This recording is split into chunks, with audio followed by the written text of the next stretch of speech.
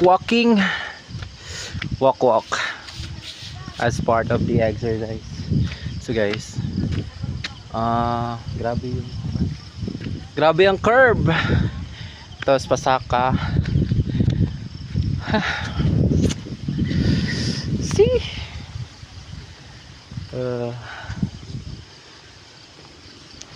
Kahapon ay na maklay kahapon. grabe pataas. O diba, grabe kakuan siya.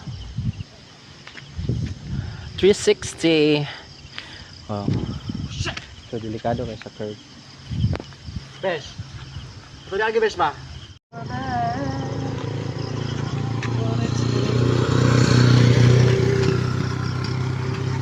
Oh, di ba? Ra. Hmm. Ra! Ra ra ra ra ra ra. Oh, same action ko dukuan siya. Action ko kapatay. Ano balik dagan ba? Balik dagan. Nice. Kasi umiilaw na yun. Oh, yan. Umiilaw na siya. Kasi 6 na eh. Umiilaw na yung mga poste. So, hindi pa naman lahat umiilaw. Kagaya nito, hindi pa. Pero yung katapat niya. Yeah. After I do my TikTok. Grabe.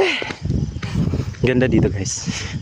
So this is the location is San Isidro. It's part of Malalag, Davao del Sur. It's not yet opened in public, but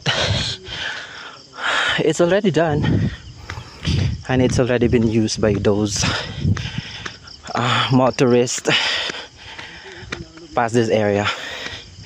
So hindi siya madali guys, kasi imagine they created this road for convenience of those motorists. Kasi dyan lalim, pati dito malalim siya. So for the convenience of everybody, they created, or they provided this road by the government. It's government funded, but it's for everyone's use.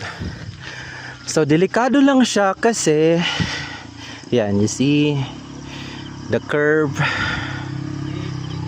here, curve dito paana sa taas. So yung iba dira sa ubos mag kuha ng mga tubig, kagaya nila nagigis lang ng tubig.